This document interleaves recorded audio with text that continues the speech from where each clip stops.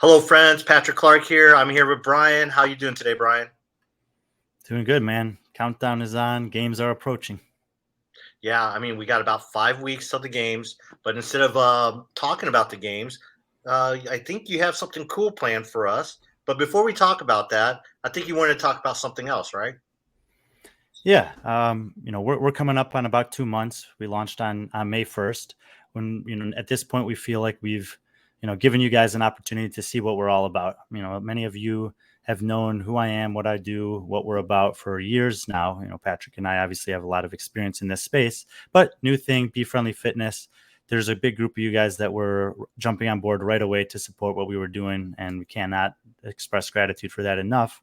But we also want to start talking about the fact that we do have some ways for other people to be supportive and get involved if they want. And in the long run for us, probably the best thing is to support us on Patreon.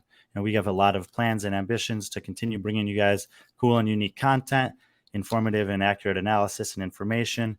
We'll be traveling around the world, going to different events, doing coverage, having video, audio, platforms in the future, and obviously the written stuff. So if you want to be supportive of B.Friendly Fitness and what we're doing, the best way to do it is follow us on Patreon, be a supporter there. We have some cool stuff coming down the pipeline for people who are part of that Patreon community. So if this is something that you like, that's an easy way to get involved and support us moving forward. Yeah, so either you can go on patreon.com, look up Be Friendly Fitness, or click on the link in the bio, help us out. I mean, again, we want to send a shout out to all those who've been there from day one. I think we have going into today over 80 Patreon. So, shout out to them, and we can't wait to show you what we have planned in the future. Speaking of the future, you can't talk about the future without talking about the past. So, what do you have planned for? What are we talking about today, Brian? Yeah, every time the CrossFit Games comes around since 2014, I like to take a look back to kind of prepare myself for this year's version of the games. You never know what you're going to learn by looking backwards. And in this case, we're going way back to the ranch era. So 2007, 8, and 9 only. And we're breaking down the top 10 athletes from those 3 years at the CrossFit Games on the men's side. Yeah, so only 3 years, but I think Brian's got a lot of information to talk about when it comes to those 3 years of competing. Absolutely. There's lessons learned and a lot of things that happened during those 3 years at the games that paved the way across the board for what we've seen the CrossFit Games become. But there was also no shortage of great athletic performance, and so I've sifted through those 3 years of men who made the trek out to Aromas to compete, and these are the guys I think are the top 10 amongst them. All right, let's start. Let's get right into it. Let's start with number 10. Yeah, it was only 3 years, but there was definitely a rapid crescendo in terms of the difficulty and robustness of the competition in 3 years. First year, people who've been following .com and heard about it and could make the trip showed up. And I think that for a lot of other people, they were kind of watching and waiting to see what it was. We had more participation in 2008.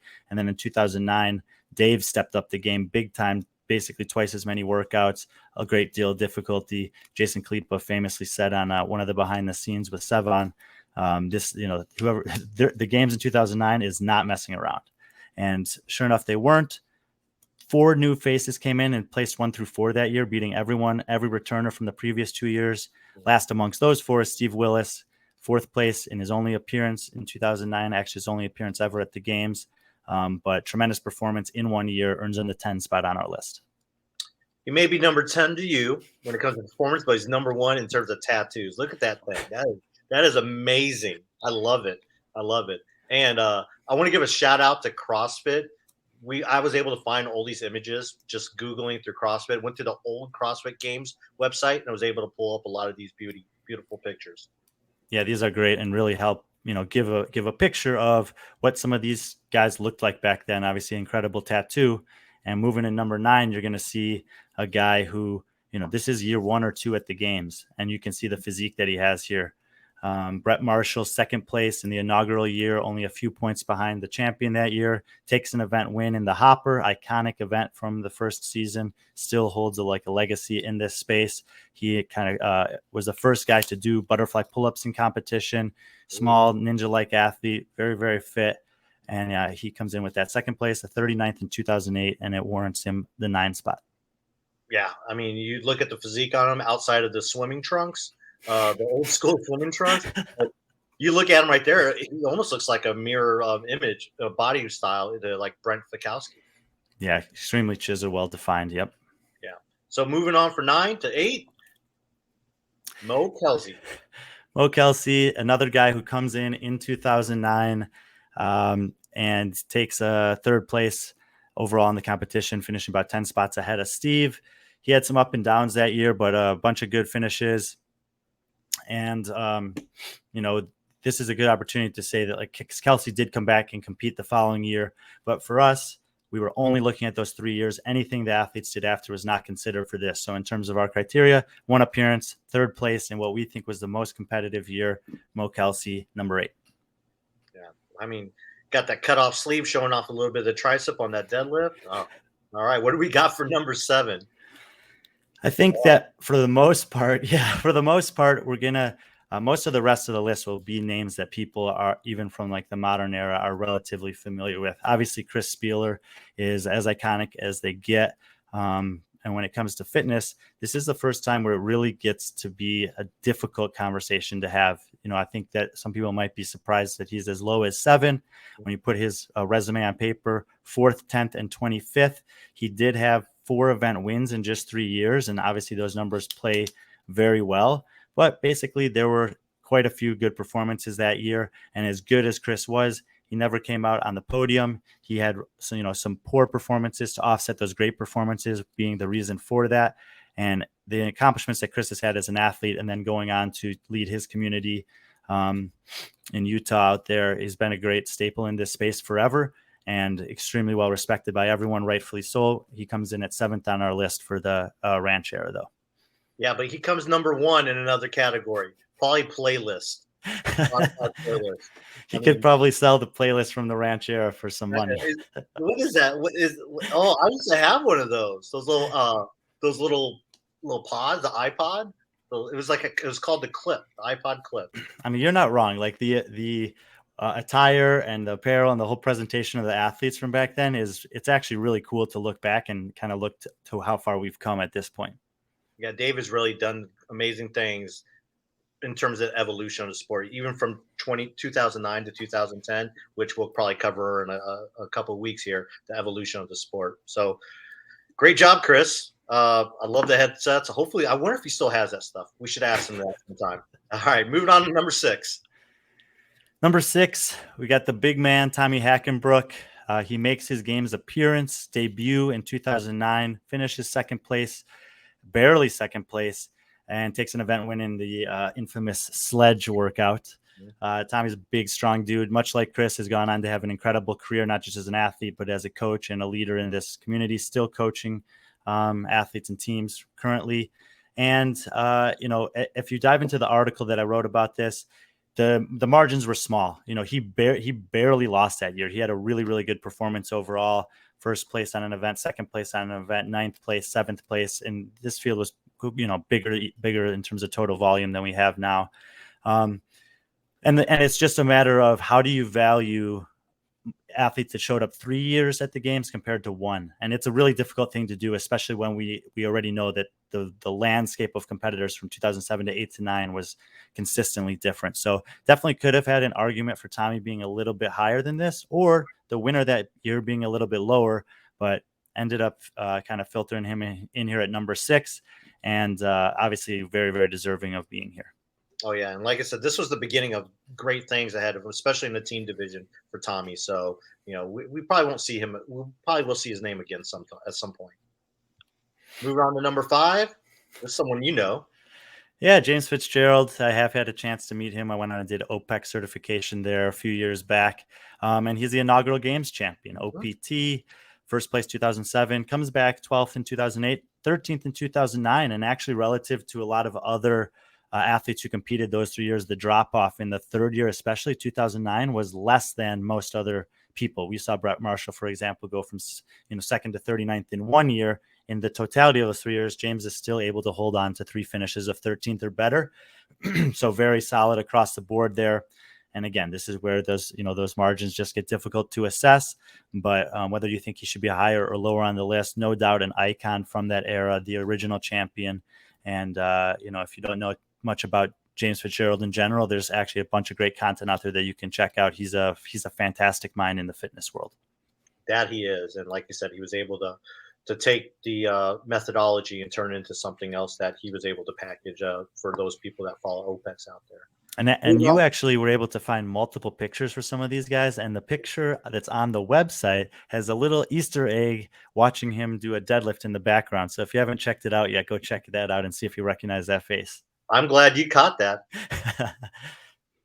All right, moving on to number 4. Yeah, number 4 is probably the least well-known of everyone from Spealler up to the top of this list. Jeremy Thiel, 3-time competitor during that era, 6th place, 3rd place, 16th place, podiums in 2008. And he's one of 4 guys on the list that did have appearances on all 3 stages of competition. I kind of like dug into the margins with him here. Remember that 2008 year was every second counts, and there was kind of a lot of stuff going on. He did great on the final workout, and the final workout that year was a heavy squat clean grace, basically. Mm-hmm. And it was a massive separator for the field. He made a big move against the field in that competition to get that strong finish. And I felt that it was really tight between him and James. But when I looked at everything that he'd accomplished during that time, I think he had. James capitalized on some like small events and some big performances in a couple of them, whereas Jeremy had, I thought, more impressive across the board in all, I think it's 15 total events that they did. So he ends up getting just a slight nod here over James. Yeah, so he had that podium finish. Our next picture that we have, I couldn't find a picture of Miko to use on this, but we'll go ahead with number 3 and talk about Miko. Yeah, and there is a good picture of him on the article online from the iconic Sandbag Hill Run. It's great. It's actually that's a great find because you can really see the agony and the pain in the competitors' faces in this one. Miko Salas, 2009 CrossFit Games champion. So he comes in and is at the top of that group that I talked about with Steve. The 1st, 2nd, 3rd, and 4th that year, they all were competing for the first time, and they all beat Jason Kalipa, who's the previous champion coming in. He's at the top of that pile. It was just pretty much a nosing out of Tommy Hackenbruck, but it pays to win, and so Miko checks in at 3 on our list. Yeah, we already had a lot of comments, and a lot of people have Miko as number 1. So it's a little point of contention, but you have a little bit of data to back it up. So we'll just move on from there, I guess. Moving on to number 2, Josh Everett. Yeah, number 2, Josh Everett. He is obviously not a champion of the games, but 3rd place in 2007, 2nd place in 2008, and really through those 2 seasons, he was the most consistent and like the original kind of like class act of the field. He finished 2nd in 2008, just basically because Kalipa obliterates the final workout and passed the entire heat by. But he was phenomenal, and I think a lot of people might know Josh from his evolution in the sport as a red shirt and as an incredible practitioner, especially of Olympic lifting and teaching, foundational skills and movements. He's an early adopter of the CrossFit methodology that is a phenomenal, human character and example in all regards. And on top of it, was a great athlete during this time. So he checks in at number 2. And I think that for people who, were around then, there won't be too much dispute about him being this high on the list. No. But there is a point of contention with who you have at number 1. Well, yeah. I mean, Jason Kalipa checks in at the top spot on our list. It wasn't there in 2007, 1st place in 2008, and 5th in 2009. So, he was beat by 4 other men on this list in that secondary year. But, similarly to James and to Miko, winning is like, it does matter. And when if you think about the history of the ranch era now, most people will, if anything, they'll know who the 3 champions were. And it's unlikely they'll know anything behind that. So a championship weighs extremely heavily. And it was very difficult, especially in the case of Kalipa, to block out everything that he's done since then, because he obviously continues to go on and have some incredible finishes. But just in a vacuum, 1st and a 5th in those years, and that 2009 year especially, the 5th place is a little bit misleading. He had, I think, 70% or something of his total points occurred on the first workout, and from there on out, he had 34 total points. 78 points won the competition. So if not for that trail run, you take that out of the equation, he was like hands down the best the rest of the competition. We know he would go on to improve his aerobic conditioning several years later and like kind of reinvigorate his career because of it. But I still think when you look at just these 3 years, everything kind of like Jeremy compared to James Fitzgerald, just every event, when you lay it out on paper, I think it's pretty obvious that Jason Kalipa was the cream of the crop for the competitors in those 3 seasons on the men's side. Yeah, definitely. I have the chance of reading these and editing them before they go out, and I can tell by reading this that you are having a lot of fun doing these. So, I mean, great job on that. I mean, up next, we're going to talk about the women next week. But is there anything you want to talk about when it comes to the totality of the top 10 men in conclusion? Yeah, I would say overall, it's for me, it's fun. It's just fun to go back, see some of the names, watch some of the performances. You can look some of these things up and watch them on YouTube, and just kind of look at the leaderboards, evaluate scoring systems. There was 3 different scoring systems in 3 years there. They had some cuts back then, and you can kind of like look and see some of these, like I said, breadcrumbs and tracks that were laid in terms of many of the things that became very relevant in Carson and in Madison and continue to be talked about today. So it's not just a study of the athletes, but also the origins of the CrossFit Games and what it was then and what it's become now. There's been some massive moves forward, obviously, in terms of scope and size and global impact, and drawing athletes from all over the world. But there's still some elements of those original days and years that are core and critical components of the games now. And there's still some things that were issues then that are still issues that are talked about now. And so on every front and level, I think there's a lot of value to going back and doing it, which is, one of the reasons that I do every year. Yeah, well, we certainly enjoy it. I know I can't wait to talk about the women next week. I kind of got a sneak peek. It's pretty cool. Can't wait to hear what you have to say. If your research into them is anything like the men, then we're gonna have fun. I don't know if you noticed, but obviously something else that you can see on our Patreon page is we're putting out designs for our game shirt. So head on over to our Patreon page. Take a look at some of this, a little sneak peek into what our game shirts. Obviously, myself, Brian, B.Friendly crew, we're going to be there for the games. So again, we appreciate the support. Again, click the link in the bio, like, subscribe, leave a comment, please. If you don't like Brian's top 10, let us know who your top 10 is or who your number 1 is. Brian doesn't mind having those conversations. Brian, any closing words to those people? No, just appreciate, like I said in the intro, the support from everyone who's already been doing so. And if you like what you're doing, you know what to do. We want to make it, kind of well known now that we have those outlets for you to support us, and we appreciate everyone who can. Yeah. So again, thank you, and be friendly, our friends.